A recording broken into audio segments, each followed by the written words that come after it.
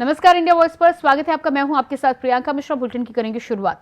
मुख्यमंत्री विष्णुदेव साय बाबा गुरु घासीदास की जन्मभूमि और तपोभूमि गिरौदपुरी धाम में पहुंचे, जहां पर गुरुदर्शन मेला में शिरकत की। उन्होंने गुरु गद्दी और जैत खाम की पूजा अर्चना कर नमन किया और छत्तीसगढ़ वासियों की खुशहाली और तरक्की के लिए कामना भी की। मुख्यमंत्री ने इस मौके पर कुतुब मीनार से ऊंचे जैत खाम में पहुंचकर पूजा की, साथ ही दूरबीन से प्रकृति के नजारे का आनंद लिया। 3 दिवसीय गिरौदपुरी मेले का आज आखिरी दिन है। ये मेला 14 मार्च से प्रारंभ हुआ था।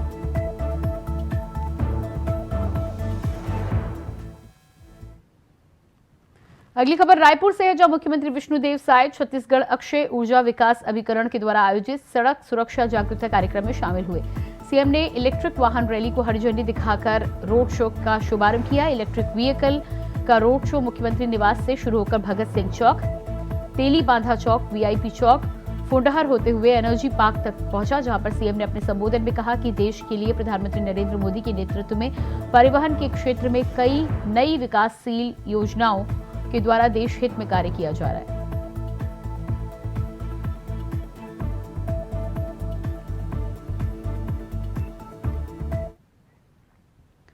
उप मुख्यमंत्री और कोरबा जिले के प्रभारी मंत्री अरुण साव ने छिंदई नदी में 17 करोड़ 13 लाख रुपए की लागत से बने पुल का लोकार्पण किया। उप मुख्यमंत्री ने नवनिर्मित पुल के लोकार्पण पर क्षेत्र वासियों को बधाई दी। उन्होंने कहा कि इस पुल के बन जाने से विकास के नए रास्ते खुल गए हैं। सालों से इस नदी के पुल की मांग थी, जो अब पूरी हो गई है।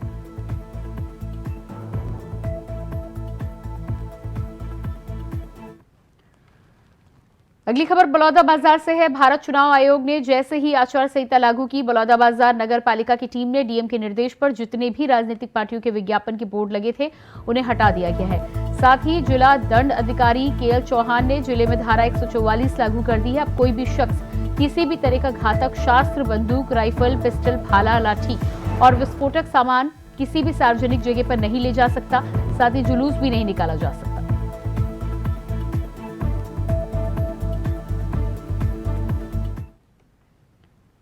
खबर रायपुर से है। देश में लोकसभा चुनाव को लेकर चुनाव आयोग ने देश में आचार संहिता लागू की है, जिसे लेकर मंत्री बृजमोहन अग्रवाल ने कहा है कि मैं पूरे देश के साथ साथ चुनाव आयोग को बधाई देता हूं, शुभकामनाएं देता हूं और कामना करता हूं कि पूरे देश में शांतिपूर्ण चुनाव संपन्न होगा, लोकतंत्र मजबूत होगा। उन्होंने आगे कहा कि मोदी जी के नेतृत्व में बीजेपी 400 से ज्यादा सीटें जीतकर संसद में पहुंचेगी और इस देश के विकास में एक बहुत बड़ी छलांग लगाएगी। चुनाव आयोग ने 4 राज्यों में और पूरे देश में लोकसभा चुनाव की घोषणा कर दी है। आचार संहिता लागू हो रही है। मैं पूरे देशवासियों को शुभकामनाएं देता हूं, बधाई देता हूं, चुनाव आयोग को भी बधाई देता हूं और इस बात की कामना करता हूं शांति के साथ में पूरे देश में चुनाव होगा और लोकतंत्र मजबूत होगा और मोदी जी के नेतृत्व में बीजेपी एनडीए 400 से ज्यादा सीटें जीत कर आएगी और इस देश के विकास में एक बहुत बड़ी छलांग लगेगी। चुनाव आयोग ने 4 राज्यों में और पूरे देश में लोकसभा चुनाव की घोषणा कर दी है। आचार संहिता लागू हो रही है। मैं पूरे देशवासियों को शुभकामनाएं देता हूं, बधाई देता हूं, चुनाव आयोग को भी बधाई देता हूं और इस बात की कामना करता हूं शांति के साथ में पूरे देश में चुनाव होगा और लोकतंत्र। लोकसभा चुनाव की तारीखों के ऐलान के साथ ही आचार संहिता भी लागू हो गई है, इसलिए सभी पार्टियों और उम्मीदवारों को आदर्श आचार संहिता का पालन करना होगा। सभी दलों को नियम कानून के दायरे में रहना होगा। कोरबा में कलेक्टर अजीत बंसत ने इस बारे में मीडिया से बातचीत की। उन्होंने बताया कि आदर्श आचार संहिता की स्थिति में सभी प्रकार के राजनीतिक कार्यक्रमों के लिए परमिशन लेनी होगी। सांस्कृतिक और धार्मिक आयोजन भी इसी व्यवस्था से हो सकेंगे। कलेक्टर ने बताया कि कानून व्यवस्था को सुनिश्चित करने के लिए पुलिस अधीक्षक से चर्चा की गई है और समन्वय बनाने को कहा गया है।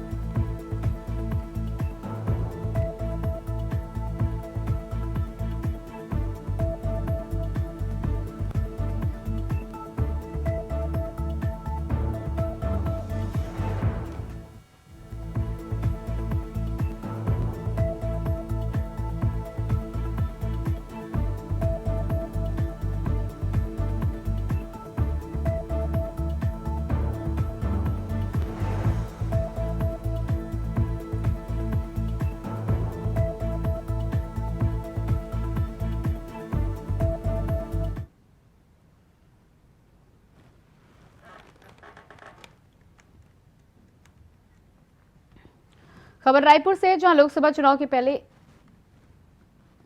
चुनाव को लेकर प्रशासन सख्त नजर आ रहा है। साफ तौर पर कानून व्यवस्था को सुनिश्चित करने के साथ ही साथ अधिकारियों को दिशा निर्देश दिए गए हैं। पुलिस अधीक्षक ने नियम कानून को लेकर चर्चा की।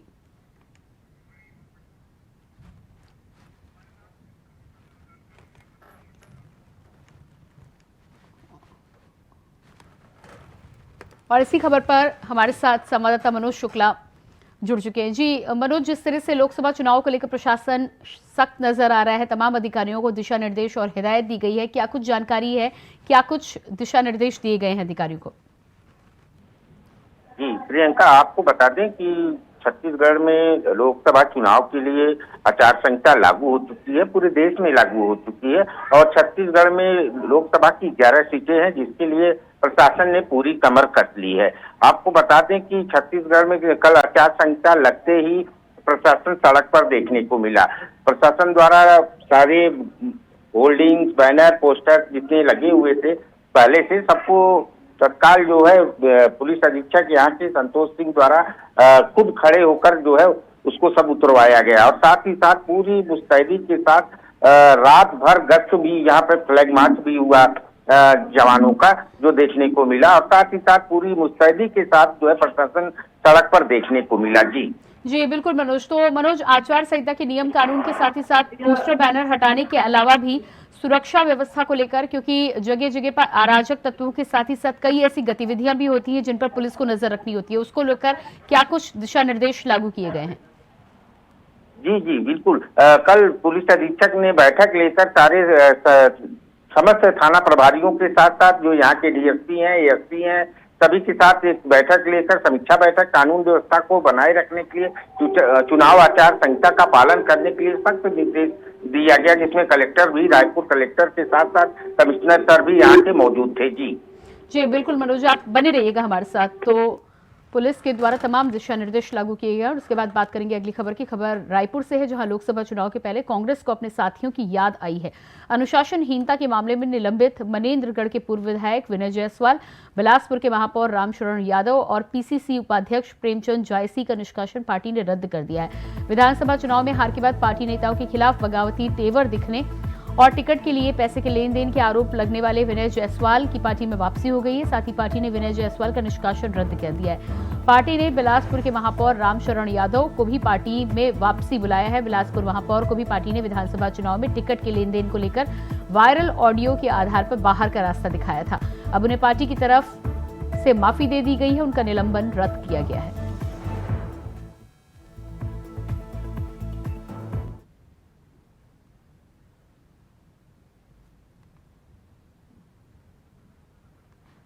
और इसी खबर पर हमारे साथ छत्तीसगढ़ से संवाददाता मनोज शुक्ला लगातार बने हुए हैं। जी मनोज, जिस तरह से कांग्रेस में तमाम बगावती नेताओं की वापसी कराई गई है, जिन लोगों को निष्कासित किया गया था, एक बार फिर से उन्हें पार्टी में वापस बुलाया गया है। जी प्रियंका, बिल्कुल। छत्तीसगढ़ कांग्रेस में कल ये बात देखने को मिली कि जिसपे पार्टी ने गंभीर आरोप लगाए थे, कल उनकी भी वापसी कांग्रेस पार्टी ने अपने पार्टी में उनको वापस बुला लिया। ऐसा इसलिए माना जा रहा है कि कांग्रेस की स्थिति इस समय पूरे देश में देखने को मिल रही है और जिसको लेकर पुराने नेताओं की याद कांग्रेस को फिर से आ गई। इसी के तहत जो है 3 नेताओं की वापसी कल हुई है, जिनके द्वारा ये गंभीर आरोप लगाए गए थे कि पार्टी में टिकट वितरण को लेकर पूर्व विधायक विनय जायसवाल जी मनेन्द्रगढ़ से विधायक हैं कांग्रेस पार्टी के पूर्व के, और उनका आरोप था कि पैसे की लेन देन लेकर जो पूर्व में विधानसभा चुनाव हुआ उसमें टिकट वितरण का आरोप उन्होंने लगाया था पार्टी की लेकर, जिसके लेकर फिर से पार्टी ने उनको ये कहा जा सकता है कि माफ करते हुए उन लोगों को फिर से पार्टी में वापस लिया गया। जी बिल्कुल। तो जिस तरह से पार्टी में एक बार फिर से वापस लिया गया है, क्या कोई हिदायत दी गई है? क्योंकि पहले पार्टी से निष्कासित पैसों के लेन देन को लेकर, सीट के लेन देन को लेकर किया गया, तो इस बार क्या कोई नोटिस देकर वापस बुलाया गया है, ये सीधे की सीधे वापसी कराई गई है? और दूसरी बात ये कि क्या कांग्रेस में नेताओं को लेकर पार्टी के कार्यकर्ताओं की तरफ से भी दबाव बनाया जा रहा था? जी प्रियंका, सूत्रों के हवाले से खबर आई है कि दीपक बैज ने यह बयान दिया है कि नेताओं ने माफी मांगा है, जिसकी वजह से इनको पुनः पार्टी में वापसी लिया गया है। जी बिल्कुल मनोज, इस तमाम जानकारी के लिए बहुत बहुत शुक्रिया आपका।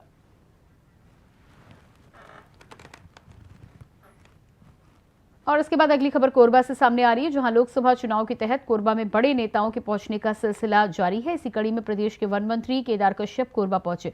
कोरबा जैसी हाई प्रोफाइल सीट को जीतने के लिए बीजेपी एड़ी चोटी का जोर लगा रही है। कोरबा पहुंचने पर वन मंत्री केदार कश्यप का सभी कार्यकर्ताओं ने जोरदार स्वागत किया। कोरबा संसदीय सीट से बीजेपी प्रत्याशी सरोज पांडे भी इस मौके पर मौजूद रही। मीडिया से बातचीत के दौरान केदार कश्यप ने कहा कि प्रदेश की सभी 11 सीटें बीजेपी जीतेगी।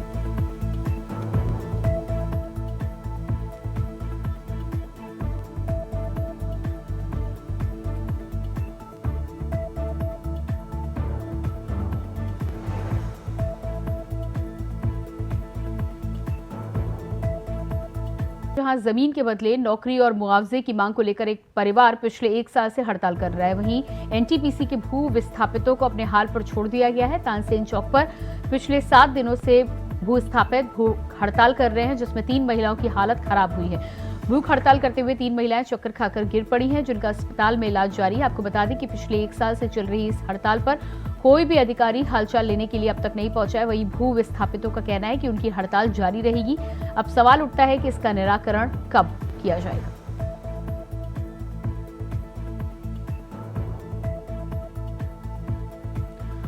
और इसी खबर पर हमारे साथ कोरबा से संवाददाता सोहेल किदवई फोन लाइन पर जुड़ चुके हैं। जी सोहेल, जिस तरह से भू विस्थापितों का लगातार 1 साल से धरना जारी है, लेकिन इस पर अधिकारियों के द्वारा अभी तक कोई सुध नहीं ली गई है, क्या कुछ पूरी जानकारी है?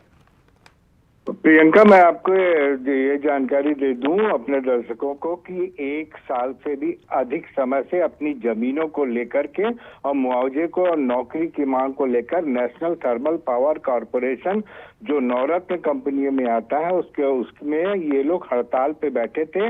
1 साल से भी अधिक समय हो गया, लेकिन इनके निराकरण कुछ नहीं हुआ। कई मंत्री आए, कई अधिकारियों के बीच में इन लोगों ने अपनी बात रखी, लेकिन समस्या का निदान नहीं हुआ।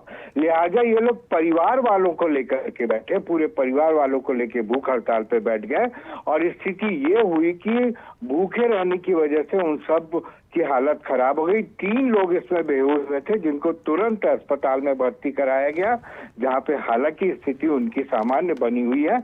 लेकिन सवाल ये उठता है कि प्रियंका की आखिर अपनी वाजिब मांग को लेकर लड़ रहे ये भू विस्थापित आखिर कब तक संघर्ष करेंगे? कौन सुनेगा इनकी? 1 साल से अधिक का समय हो गया, लोकसभा चुनाव भी आ गए, लेकिन इनकी फिलहाल कोई सुनवाई अभी तक तो नहीं हुई है। प्रियंका जी बिल्कुल, तो जिस तरह से 1 साल से भी लंबा समय बीत चुका है, भूख हड़ताल करने वाले तमाम लोगों का कहना है कि ये हड़ताल आगे भी जारी रहेगी। क्या कुछ कहना है, कब तक संकल्प लिया है, और अधिकारी अगर बातचीत करने के लिए नहीं आते हैं तो अगला कदम क्या होगा? प्रियंका, इनका कहना है कि जब तक भूख हड़ताल पर बैठे हैं और भूख हड़ताल के बाद हम अग्नि स्नान करेंगे। इसका संकेत इन्होंने ये दिया हुआ है कि कलेक्टर के पास ये सारे के सारे परिवार भूस्थापित मिट्टी का तेल डाल के जो जन सुनवाई होती कलेक्टर के चैम्बर में घुस गए, तुरंत पुलिस बुलाई गई। तो लिहाजा मैं आपको लंबा ना बता के ये बता दूं कि इन्होंने कहा कि अब अगर हमारी बातों को नहीं सुना गया तो अब हम अग्नि स्नान सारे परिवार कर लेंगे। प्रियंका जी बिल्कुल सोहेल, इस तमाम जानकारी के लिए बहुत बहुत शुक्रिया आपका। और इसके बाद बात करेंगे अगली खबर की। 2047 तक राष्ट्र को विकसित बनाने के लिए की गई परिकल्पना को साकार करने में छत्तीसगढ़ राज्य की महत्वपूर्ण भूमिका होगी। राज्य में 2047 तक सभी सेक्टर्स के विकास सुनिश्चित करने के लिए राज्य नीति आयोग के द्वारा अमृतकाल छत्तीसगढ़ विजन @2047 संबंधित विजन डॉक्यूमेंट तैयार किए गए हैं।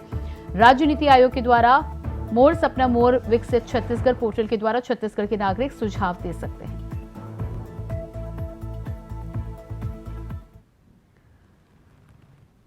खबर रायपुर से है, जहां के दरिमा हवाई अड्डे से विमान संचालन की क्षेत्रवासियों को बहुप्रतीक्षित मांग आज पूरी हो गई है। आदिम जाति विकास और किसान कल्याण मंत्री रामविचार नेताम ने इसके लिए प्रधानमंत्री मोदी और केंद्रीय उड्डयन मंत्री सिंधिया का आभार जताया है। आपको बता दें कि अंबिकापुर एयरपोर्ट के लाइसेंसिंग के साथ ही साथ राज्य में अब RCS योजना के तहत बिलासपुर, जगदलपुर सहित 3 लाइसेंस युक्त एयरपोर्ट हो गए हैं। नई सेवा मिलने से पर्यटन को बढ़ावा मिलेगा और क्षेत्र के विकास को गति मिलेगी।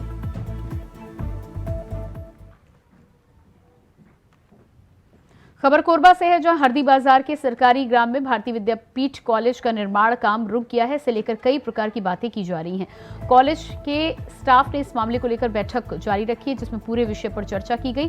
साफ तौर पर कहा गया है कि अगर जल्द ही इस दिशा में उचित फैसला नहीं लिया गया तो हम सभी लोकसभा चुनाव का बहिष्कार करेंगे। वहीं गांव के सरपंच का कहना है कि कटघोरा विधायक के द्वारा द्वार बनवाया जा रहा है। करोड़ों की लागत से बन रहे कॉलेज के काम को रोक दिया गया है। साथ ही बताया गया है कि कॉलेज को हरदी बाजार से उतरदा में ले जाने की तैयारी की जा रही है।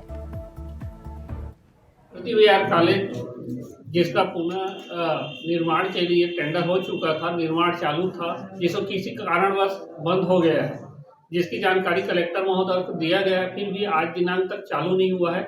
इस संबंध में ग्राम पंचायत हरदी बाजार में बैठक रखी गई थी। इस बैठक में निर्णय लिया गया है कि अगर काम चालू नहीं होता तो इसमें हम लोकसभा चुनाव का विरोध करेंगे। और जैसा पता चला है कि ये क्षेत्रीय विधायक द्वारा उतरदा में स्थापना कराने के चक्कर में रोका गया है।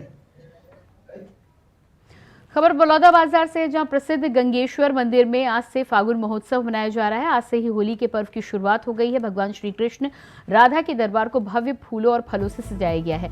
56 प्रकार की मिठाइयों से श्री कृष्ण को भोग लगाया गया है। श्री कृष्ण जी का दूध अभिषेक कर पूजा अर्चना की गई। साथ ही साथ सुंदरकांड का पाठ किया गया। भक्तों ने फूलों की पंखुड़ी से होली खेली। गंगेश्वर महादेव मंदिर में आज 56 भोग का आयोजन किया गया है। ये आस्था और विश्वास की परंपरा सालों से चली आ रही है। भगवान कृष्ण ने ब्रज को बचाने के लिए जब गिरिराज पर्वत अपनी उंगली पे धारण किया था, 8 दिन तक भूखे प्यासे उन्होंने ब्रज की रक्षा की। तो यशोदा मैया ने उनके 8 दिन की जो 56 भोग की व्यवस्था थी, एक दिन की में उन्होंने 7-8 व्यंजन खिलाती थी, वो सारा उन्होंने उसी दिन भोग लगाया था। तब से ये परंपरा अपनी चली आ रही है और गंगेश्वर मंदिर में अपने सभी भक्तों की आस्था और उसी की तरह से ये परंपरा यहाँ हर साल होती है। खबर कांकेर से है, जहां पुलिस नक्सली मुठभेड़ की जानकारी देते हुए एसपी कल्याण एलसेला ने जानकारी देते हुए बताया कि मौके से नक्सली का शव, एक ऑटोमेटिक राइफल के साथ ही साथ भारी मात्रा में नक्सल सामग्री बरामद की गई है। पुलिस के सभी जवान पूरी तरह से सुरक्षित हैं।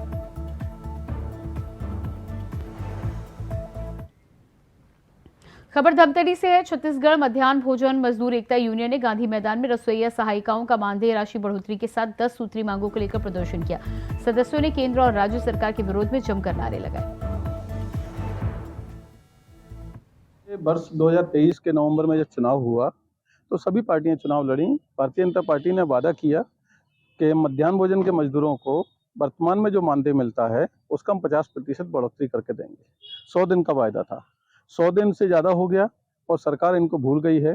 इनका 50% बढ़ोतरी होना चाहिए। वर्तमान में हम लोग वही सरकार बोले थे कि 50% बढ़ाएंगे, ऐसे करके उन्हीं मांग को लेके हम लोग आज प्रदर्शन किए हैं। क्या कार्य करते हैं आप लोग? हम लोग रसोईया सहायिका हैं, स्कूल में खाना वाना बनाते हैं। कौन से क्षेत्र में ये रसोईया? ये सब अलग अलग ब्लॉक अलग अलग ब्लॉक से हैं। कितने रसोईया होंगे? 26। तो क्या मांग है आप लोगों की? क्या समस्या आ रही है इससे?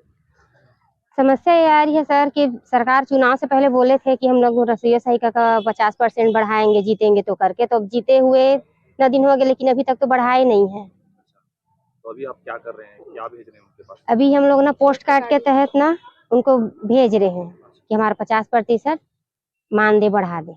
सर हम लोग का यही मांग है कि अभी तक 50% दर बढ़ाए हैं, उसको अभी तक मानदेय पूरा नहीं किए। तो यही हम लोग पोस्ट कार्ड के माध्यम से सरकार को अभी यही पोस्ट का अभियान चला रहे हैं अभी। और मानदेय को हमारी मांग है कि पोस्ट कार्ड 50% वृद्धि करे और कलेक्टर दर दे, यही हमारी मांगे है। ये जो चुनाव से पहले घोषणा हुआ था, हाँ मतलब बोले थे कि कलेक्टर पर दर भी देंगे और 50% वृद्धि करेंगे, अभी तो नहीं किए हैं। और इसी के साथ छत्तीसगढ़ कौशल्या भूमि में फिलहाल इतना ही। खबरों का सिलसिला जारी रहेगा। नमस्कार।